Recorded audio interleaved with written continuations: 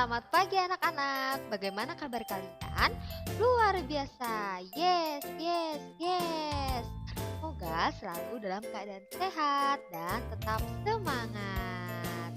Nah, sebelum kita memulai pembelajaran hari ini, seperti biasa kita mengawali dengan doa sebelum belajar. Oke, semuanya sikap berdoa. Doa sebelum belajar. Ya Tuhan, kami bersyukur atas kesehatan kami hari ini. Sebentar lagi, kami akan mulai belajar. Bimbinglah kami agar dapat belajar dengan sungguh-sungguh. Berilah kesabaran dan kesehatan kepada guru dan orang tua kami, agar dapat mendidik kami dengan baik. Terima kasih Tuhan. Selesai. Sebelum Miss memulai pembelajaran hari ini, Miss akan menyampaikan tujuan pembelajaran hari ini. Peserta didik dapat mengidentifikasi informasi yang terkait dengan benda. Peserta didik dapat mengidentifikasi informasi tentang perubahan pada proses memasak makanan. Peserta didik dapat mengenal konversi waktu dan mengkonversi waktu dengan satuan waktu lainnya dengan tepat. Dan yang terakhir, peserta didik dapat mengidentifikasi dan bercerita tentang kegiatan tolong-menolong dengan tepat dan percaya diri. Sekarang kita masuk ke subtema 4, keajaiban perubahan wujud di sekitarku di pembelajaran pertama. Nah, hari ini kita akan belajar pada mata pelajaran Bahasa Indonesia, Matematika, dan PKN. Setiap hari terjadi perubahan alam di sekitar kita. Perubahan wujud adalah contohnya. Hujan terjadi karena perubahan wujud. Makanan menjadi nikmat karena adanya garam yang diperoleh dari perubahan wujud. Perhatikan kebesaran Tuhan yang Maha Kuasa melalui perubahan wujud di sekitar kita. Dapatkah kamu mengamati peristiwa perubahan wujud dalam keseharian kita? Garam membuat masakan menjadi lezat. Makanan yang tidak diberi garam terasa hambar. Sebutkan perubahan wujud yang terjadi pada pembuatan garam. Mari baca wacana berikut ini. Bertani garam. Garam dihasilkan dari air laut di pinggir pantai. Petani garam membuat ladang garam. Ladang garam ini berbentuk tambak-tambak untuk menampung air laut. Ladang garam terbentang luas di pantai yang tidak memiliki banyak sungai. Contohnya di pantai utara Pulau Jawa, Madura, Sumatera, Sulawesi, dan pantai-pantai di daerah Nusa Tenggara. Bagaimana proses menghasilkan garam? Pertama, petani menyiapkan petak-petak tambang. Tanah di dalam petak tambang terlebih dulu harus dipadatkan. Setelah tambak garam dibuat, lalu diisi air laut dengan kedalaman tertentu. Air laut yang terkena sinar matahari akan menguap dan meninggalkan kristal-kristal garam. Untuk mendapatkan lapisan garam yang tebal, setiap hari harus ditambah air lautnya. Hal ini untuk menggantikan air laut yang menguap. Setelah sekitar 210 hari atau setelah musim kemarau berakhir, lapisan garam di dasar tambak pun harus segera dipanen. Memanennya jangan menunggu musim hujan tiba. Mengapa? Sebab kualitas garam akan menurun dan tidak bagus. Nah, jadi setelah sekitar 210 hari ya, lapisan garam itu yang ada di dasar tambak itu harus segera dipanen. Wah, lama sekali ya 210 hari. Garam-garam setelah dipanen lalu dijual ke pabrik untuk ditambah zat yodium dan dikirim ke daerah-daerah. Nah, zat yodium itu yang dibutuhkan oleh tubuh kita. Nah, cerita tersebut ya itu bersumber dari www.bobo.fitnessia.com. Nah, perubahan wujud terjadi pada proses pembuatan garam. Bantulah Siti menceritakan proses pembuatan garam. Buatlah bentuk cerita bergambar. Nah, di sini Miss sudah memiliki 4 gambar untuk proses pembuatan garam ya. Nah, untuk gambar yang pertama yang di sebelah kiri atas, yaitu di pinggir pantai petani menyiapkan petak-petak tambang. Nah, ini seperti ini petak-petakannya ya. Lalu gambar yang kedua, tambak diisi air laut.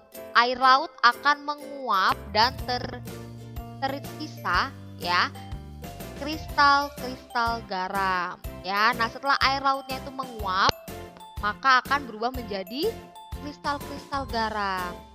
Nah, setelah sekitar 210 hari atau setelah kemarau berakhir, garam harus segera dipanen ya, karena tadi jika sampai musim hujan lagi maka garamnya tidak akan bagus.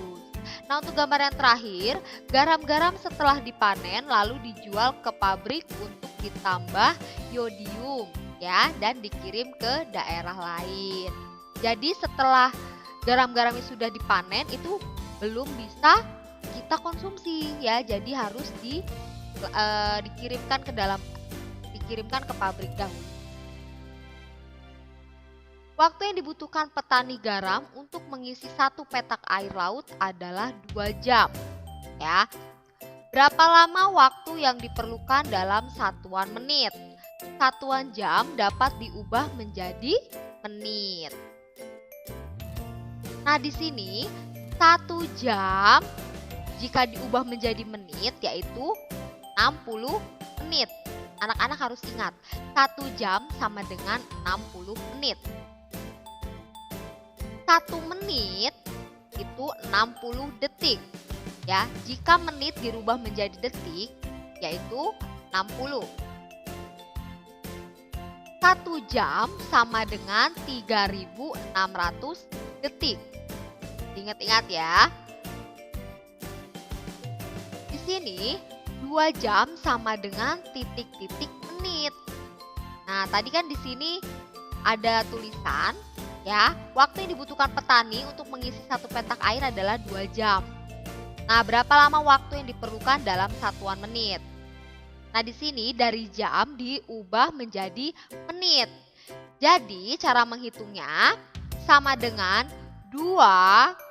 Nah, di sini tuh 2 karena 2 jam.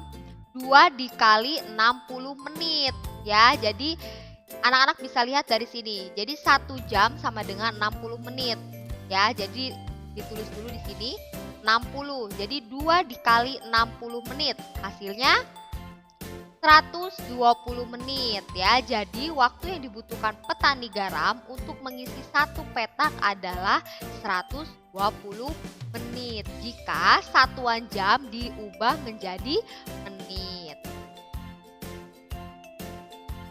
Untuk memanen 1 petak garam, petani garam memerlukan waktu 90 menit. Berapa lama waktu yang diperlukan dalam satuan jam? Nah, sekarang dari menit diubah menjadi satuan jam. Nah, di sini 90 menit sama dengan titik-titik jam. Nah, sama dengan 60 menit ditambah 30 menit. 60 menitnya dari mana, Miss? Nah, 60 menit itu tadi kalau dari menit ke jam berarti kan 1 jam ya. Jadi di sini kita tulisnya 60 menit. Jadi yang mendekati 90 menit ini yaitu 60 menit. Nah, 60 menit ditambah 30 menit. Nah, sama dengan 1 jam ditambah 30 menit. Jadi, waktu yang dibutuhkan untuk memanen 1 petak garam adalah 1 jam 30 menit. Kenapa kok 1 jam 30 menit ya, Miss? Karena 60 menit itu jika diubah menjadi satuan jam yaitu menjadi 1 jam. Ya. Jadi di satuan waktu itu ada menit, ada detik, ada jam. Ya, jadi 1 jam itu sama dengan 60 menit. Itu diingat-ingat dulu, itu yang paling mudah ya. Jadi 1 jam ditambah 30 menit. 30 menitnya tetap ditulis seperti biasa. Ya, 30 menitnya tetap ditulis seperti biasa. Jadi yang hanya diubah 60 menitnya saja. Setelah memanen garam, petani membawa garam hasil panen ke pabrik. Waktu yang ditempuh petani menuju pabrik dengan berjalan kaki adalah 1 jam 20 menit. Berapa lama waktu yang dibutuhkan dalam menit? Nah, sekarang dari jam dijadikan menit. Kita coba. Kita tulis dulu dalam kalimat matematika, yaitu 1 jam 20 menit sama dengan titik-titik menit. Nah, di sini tadi 1 jam berapa menit? Ya, 60 menit. Kita tulis dulu di sini 60 menit.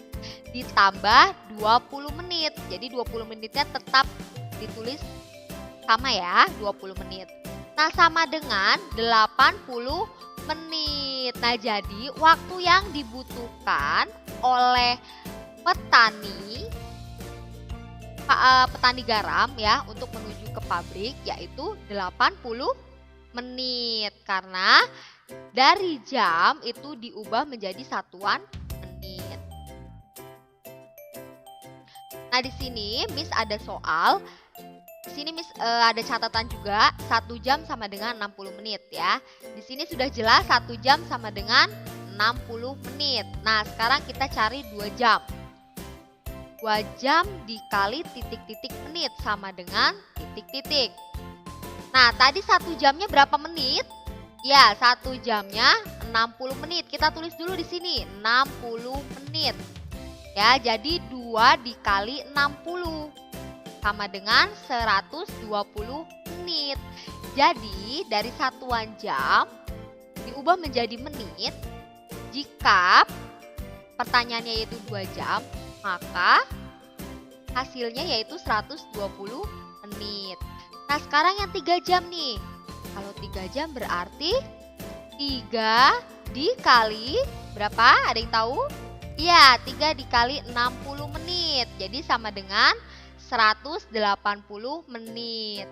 Nah, kalau 4 jam itu caranya tetap sama ya. Jadi untuk angka atau untuk jamnya itu kita letakkan di awal, lalu dikali sama menit ya. Jadi setiap 1 jam itu sama dengan 60 menit. Jadi angka jam atau pertanyaannya ya seperti tadi 3 jam itu berapa menit nih ya. Nah, sekarang 4 jam berarti 4 dikali 60 menit, hasilnya 240 menit. Dan yang terakhir ada 5 jam. 5 jam berarti berapa menit? 5 dikali 60 berarti 300 menit. Lalu ada soal lagi, ubahlah satuan jam menjadi menit. Nah, seperti tadi ya yang di soal cerita. 1 jam 45 menit. Berarti di sini berapa ya? Nah, 1 jam itu berarti berapa menit tadi? 60 menit ya, ditambah 45 menit. Nah, berarti berapa tuh? 60 ditambah 45, hasilnya 105 menit. Lalu 4 jam 5 menit sama dengan titik-titik menit ditambah titik-titik menit sama dengan titik-titik menit. Nah, sebelum kita mengisi, ini sudah buat coret-coretan dulu nih di bawah. 4 jam, jadi kita cari dulu ya, kita ubah dulu satuan jam menjadi satuan menit. 4 jam sama dengan 4 dikali 60 menit ya, 4 dikali 60 menit sama dengan 240 menit. Nah, sekarang sudah ketemu nih, 4 jam itu berarti 240 menit ya, sudah ketemu nih. Kita sudah merubahnya dari satuan jam menjadi menit. Nah, untuk penjumlahannya yaitu ditambah 5 ya. Jadi 240 menit ditambah 5 menit sama dengan 245 menit. Nah, sekarang kita mencari atau merubah menit menjadi jam ya. Oke, 60 menit sama dengan berapa jam? 1 jam, betul. Nah, untuk yang 120 menit dijadikan jam. Nah, di sini Miss akan memberikan contoh atau coret-coretan dulu ya. Nah, di sini 120 menit sama dengan titik-titik jam. 120 dibagi 60. Ya, 60 itu tadi 1 jam 60 menit. Jadi dibagi 60 menit. Nah, 120 dibagi 60. Caranya seperti ini ya. Jadi untuk angka yang sama, ini kan ada 0 ya, 0 dan 0. Itu kita coret dulu supaya mudah menghitungnya. Nah, setelah dicoret, sisanya ada angka 12 dan ada angka 6. Jadi 12 dibagi 6 sama dengan 2 jam ya. Nah, itu selanjutnya 180 menit. Nah, 180 menit sama dengan titik-titik jam. Seperti tadi caranya, 180 dibagi 60 sama dengan 3 jam ya. Dan yang terakhir 30 menit. Nah, 30 menit sama dengan titik-titik jam. 300 dibagi 60 ya. Tadi 0 udah dicoret. Jadi 30 dibagi 6 sama dengan 5 jam. Sekarang ubahlah satuan menit menjadi jam. Nah, ini tadi ya yang catatan tadi. Ini sudah Miss letakkan di sini. Nah, untuk nomor 1, 70 menit sama dengan titik-titik jam, titik-titik menit. Wah, berapa nih? Nah, yang mendekati 70 ya, yang mendekati 70 yaitu 60 menit. Jadi kita tulis di sini 1 jam ya. Nah, setelah itu sebelum kita menulis di sebelahnya 1 jam, kita cari dulu nih menitnya nih. 70 dikurang 60. 60-nya dari mana, Miss? 60-nya dari 1 jam sama dengan 60 menit. Nah, 70-nya itu dari soal tadi ya, 70. Jadi 70 dikurang 60 berarti berapa? Ya, 10. Ya, diingat-ingat. Jadi 70 menit sama dengan 1 jam 10 menit. Ya, jika satuan menitnya itu diubah menjadi jam. Nah, untuk yang selanjutnya 160 menit sama dengan titik-titik jam. Titik-titik menit. Nah, yang mendekati 160 menit itu yang mana, anak-anak? Iya, yang mendekati yaitu 2 jam ya, atau 120 menit. Nah, kita tulis dulu di sini 2 jam. Nah, sekarang kita cari menitnya. Dengan cara 160 menit dikurang 120 menit sama dengan 40 menit ya. Jadi 160 menit sama dengan 2 jam 40 menit. Sekarang kita masuk ke subtema 4 pembelajaran kedua. Asiknya membuat gulali. Gulali adalah sejenis permen yang terbuat dari gula pasir. Rasanya manis dan mudah membuatnya. Sambil membuat gulali, cermati perubahan wujud yang terjadi. Alat dan bahan. Yang pertama, 500 gram gula pasir. Yang kedua, 250 ml air matang. Yang ketiga, pewarna makanan. Yang keempat, tusuk sate. Cara membuat, yang pertama, campurkan 500 gram gula pasir dengan 250 ml air matang. Kemudian, tambahkan pewarna jika diperlukan. Yang kedua, aduk campuran tersebut hingga merata, kemudian panaskan di atas api sedang. Yang ketiga, aduk-aduk terus hingga mendidih dan airnya mulai berkurang. Nah, setelah itu angkat dari api dan diamkan sampai adonan mengental. Yang keempat, jika sudah dingin dan mengental, maka adonan gulali tersebut sudah boleh dibentuk. Lilitkan pada tusuk sate dan bentuk menjadi aneka bentuk yang kamu sukai. Nah, di sebelah kiri itu ada gambar gulali. Nah, mungkin anak-anak sudah pernah makan atau sudah pernah melihat ya tukang yang menjual gulali. Nah, itu ada warna hijau, ada warna merah ya.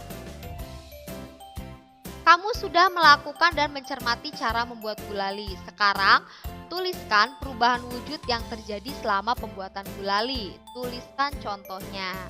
Nah, di sini Miss sudah menuliskan contoh. Nah, yang pertama itu peristiwanya gula dicampur air. Perubahan wujud yang terjadi yaitu mencair.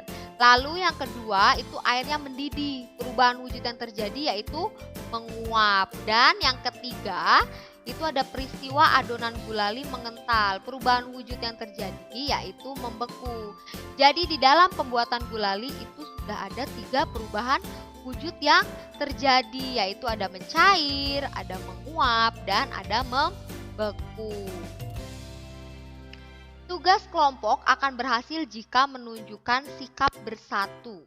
Sikap bersatu banyak contohnya. Sikap bersatu adalah berkumpulnya individu menjadi satu tanpa memandang ras, suku, agama, warna kulit, dan keturunan untuk mencapai tujuan tertentu. Contoh sikap bersatu. Yang pertama, saling menghargai pendapat dan peran yang beragam. Yang kedua, saling menghormati hak dan kewajiban masing-masing. Yang ketiga, saling menghargai keragaman suku, bangsa, dan budaya. Yang keempat, tidak merendahkan adat istiadat lain. Yang kelima, menghormati segala bentuk tradisi lain yang tidak sama dengan tradisi sendiri. Hai, namaku Edo. Aku bersekolah di SD Nusantara. Setiap pagi sebelum berangkat sekolah, aku merapikan tempat tidurku.